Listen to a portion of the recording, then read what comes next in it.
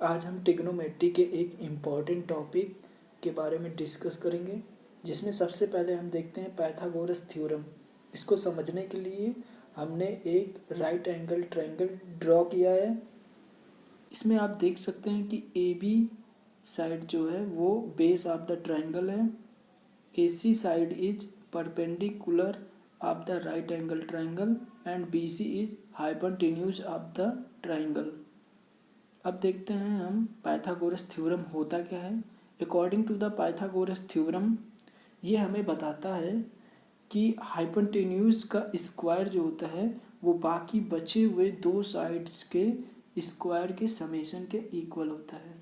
जैसे कि इसमें मैंने शो किया है B C square equal to A C square plus A B square. Hindi में इसे कर्ड स्क्वायर बराबर लंब स्क्वायर प्लस आधार स्क्वायर बोलते हैं। अब हम देखते हैं ट्रिग्नोमेट्री रेशियोज के बारे में, जैसे कि sine theta, cos theta, tan theta, cosec theta, sec theta and cot theta के बारे में। तो सबसे पहले हम देखते हैं साइन थीटा के लिए। Sine theta equal to perpendicular upon hypotenuse, Hindi में इसे लंब बटे कर्ड कहते हैं। Cos theta equal to base upon hypotenuse, इसे आधार बटे कर्ड बोलते हैं। Tan theta equal to perpendicular upon base, Hindi में इसे लंब बटे आधार बोलते हैं। Cosec theta, cosec theta is just inverse form of sine theta. जैसे sine theta perpendicular upon hypotenuse होता है, ऐसे ही कॉसेक थीटा इसका उल्टा होता है, मतलब ये हाइपोटेन्यूज अपॉन परपेंडिकुलर होता है। हिंदी में कर्ड बटे लंब बोलते हैं।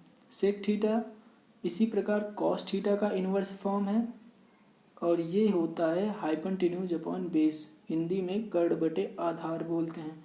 कॉट थीटा टैन थीटा का इनवर्स फॉर्म है और ये होता है बेस अपॉन परपेंडिकुलर, मीन्स आधार बटे लंब बोलते हैं। ये काफ़ी ज़्यादा इम्पोर्टेंट होता है और काफ़ी जगह पे ये आता है। अगर हम मैथमेटिक्स के प्रॉब्लम सॉल्व कर रहे हैं या फिर फिजिक्स के, या आप किसी एग्ज़ाम की प्रिपरेशन कर रहे हैं, तो उसमें कई जगह पर ये आ जाते हैं और ये समझना बहुत ज़्यादा इम्पोर्टेंट होता है। अदरवाइज आपकी प्रॉब्लम्स गलत भी हो सकते हैं, तो ये काफ़ी ज़्यादा इम्पोर्टेंट है। मैंने साइड में हिंदी में भी लिख रखा है, जो कि ये हिंदी मीडियम के जो स्टूडेंट होंगे उनको समझने में काफ़ी ज़्यादा आसानी होगी। अब मैं आपको एक छोटा सा ट्रिक बताता हूँ। उसको समझने के लिए आपको 0 से 4 तक के नंबर्स लिखने हैं। जैसे कि मैंने लिखा है 0 1 2 3 4। इसके बाद इन सभी नंबर्स को 4 से डिवाइड करना है।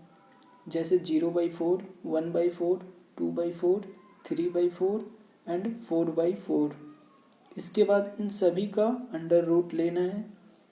जैसे under root 0/4, under root 1/4, under root 2/4, under root 3/4 and under root 4/4। इसके बाद इन सभी का वैल्यू लिखना है।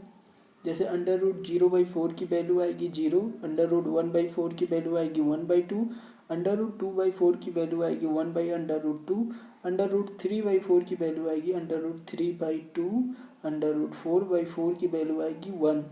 ये सभी साइन थीटा के डिफरेंट एंगल के लिए वैल्यूज होती हैं। जैसे साइन 0 डिग्री की वैल्यू 0 होती है, साइन 30 डिग्री की वैल्यू 1/2 होती है, साइन 45 डिग्री की वैल्यू 1/√2 होती है, साइन 60 डिग्री की वैल्यू √3/2 होती है एंड साइन 90 डिग्री की वैल्यू 1 होती है। अब हम आगे इस टेबल में देखेंगे डिफरेंट ट्रिग्नोमेट्रिक फंक्शन और उनके थीटा के डिफरेंट वैल्यूज को। तो इस टेबल में मैंने ऊपर में थीटा के डिफरेंट एंगल लिखे हुए हैं, जैसे 0 degree, 30 degree, 45 degree, 60 degree and 90 degree. Left side में मैंने ट्रिग्नोमेट्रिक फंक्शन लिखे हैं, sine theta, cos theta, tan theta, cosec theta, sec theta and cot theta. अब थीटा के डिफरेंट वैल्यूज के लिए हम इन फंक्शंस के डिफरेंट वैल्यूज देखेंगे। सबसे पहले हम देखते हैं साइन थीटा के लिए। साइन 0 डिग्री की वैल्यू होती है 0, साइन 30 डिग्री की वैल्यू होती है 1/2, साइन 45 डिग्री की वैल्यू होती है 1/√2 एंड साइन 60 डिग्री की वैल्यू होती है √3/2, साइन 90 डिग्री की वैल्यू होती है 1। ये साइन की सभी वैल्यूज मैंने जो पीछे आपको ट्रिक बताई थी वहीं से मैंने लिखा हुआ है। अब इसी की हेल्प से हम कॉस थीटा की वैल्यूज़ को लिखते हैं। कॉस थीटा की वैल्यूज़ लिखने के लिए आपको क्या करना है कि साइन थीटा की जो वैल्यू है 0 से 90 के लिए उसी को उल्टा लिखना है कॉस थीटा के लिए 0 से 90 के लिए। मतलब कॉस 0 की वैल्यू 1 आएगी, कॉस 30 डिग्री की वैल्यू √3/2 आएगी, कॉस 45 डिग्री की वैल्यू 1/√2 है, एंड कॉस 60 डिग्री की वैल्यू 1/2, कॉस 90 डिग्री की वैल्यू 0 आएगी। आप देख सकते हैं साइन थीटा और कॉस थीटा को। इसमें ये सिमिलर है कि साइन थीटा की वैल्यू 0 से 1 तक की आ रही है। मैंने क्या किया है कि इसी को उल्टा लिख दिया है cos 0 degree and 30 degree 45 60 and 90 degree के लिए। अब टेन थीटा की वैल्यूज़ को देखते हैं। जैसे कि मैंने आपको बताया टेन थीटा होता है साइन थीटा और कॉस थीटा का रेशियो, मतलब tan theta equal to sine theta upon cos theta होता है।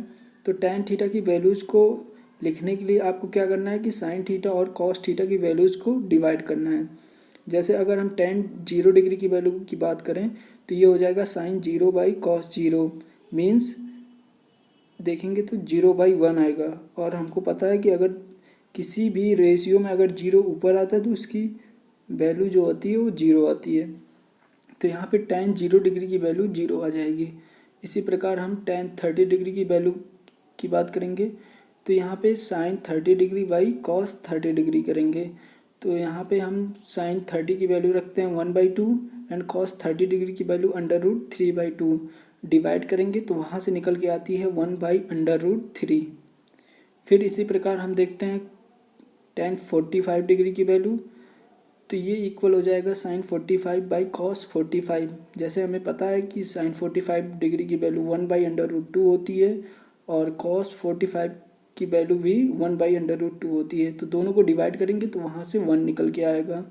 फिर हम देखते हैं tan 60 डिग्री के लिए। tan 60 जो होगा वो इक्वल हो जाएगा sin 60/cos 60, और हमको पता है कि साइन 60 की वैल्यू होती है √3/2 एंड कॉस 60 की वैल्यू होती है 1/2। दोनों को डिवाइड करेंगे तो वहाँ से निकल के आता है √3।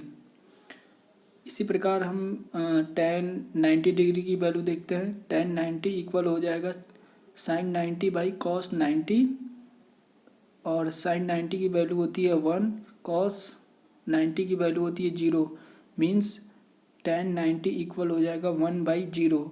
और हमें पता है कि अगर 0 कभी भी नीचे आता है तो वो इनफाइनाइट देता है।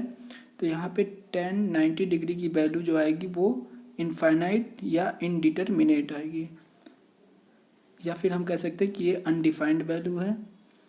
अब हम देखते हैं कॉसेक थीटा के लिए।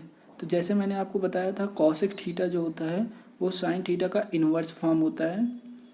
तो अब हमें कॉसेक थीटा की अगर 0 डिग्री के लिए वैल्यू देखेंगे तो हमें पता है कि साइन 0 डिग्री की वैल्यू होती है 0।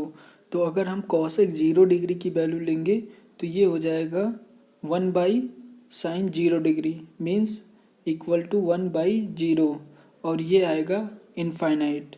इसी प्रकार अगर हम कॉसेक 30 डिग्री की वैल्यू देखेंगे तो ये इक्वल हो जाएगा कॉसेक 30 इक्वल टू 1/sin 30, और यहाँ से कॉसेक 30 की वैल्यू आएगी 2। इसी प्रकार कॉसेक 45 डिग्री के लिए देखेंगे तो कॉसेक 45 इक्वल टू 1/sin 45, और यहाँ से कॉसेक 45 की वैल्यू आएगी √2। इसी प्रकार कॉसेक 60 डिग्री के लिए देखेंगे तो इक्वल हो जाएगा 1/sin 60, और इसकी वैल्यू आएगी 2/√3। कॉसेक 90 की वैल्यू जो आएगी वो 1 आएगी, क्योंकि 1 का उल्टा तो 1 ही होगा, मतलब 1/1 इक्वल टू 1।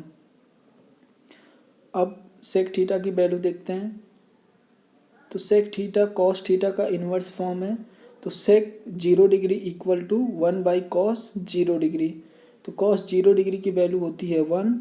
तो अगर हम सेक 0 डिग्री लेंगे तो ये 1/1 हो जाएगा, जो कि इक्वल टू 1 होगा। फिर सेक 30 डिग्री की वैल्यू लेंगे तो इक्वल टू हो जाएगा 1/cos 30 डिग्री, और यहाँ से सेक 30 डिग्री की वैल्यू आएगी 2/√3। सेक 45 की वैल्यू आएगी √2।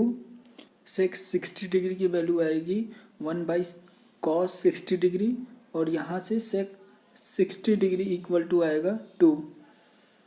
फिर हम देखते हैं सेक 90 डिग्री के लिए, सेक 90 इक्वल टू 1/cos 90, और हमें पता है कि cos 90 की वैल्यू होती है 0, मीन्स सेक 90 इक्वल हो जाएगा 1/0, और यहाँ से इसकी वैल्यू इनफाइनाइट आएगी।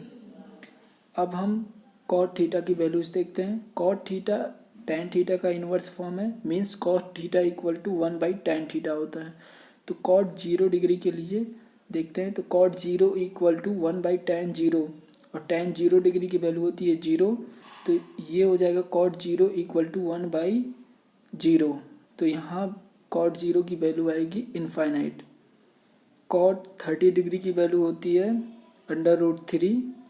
cot 45 की वैल्यू आएगी 1, क्योंकि cot theta equal to 1/tan theta. cot 45 equal हो जाएगा 1/tan 45, और यहाँ से हमें cot 45 की वैल्यू 1 निकल के आएगी।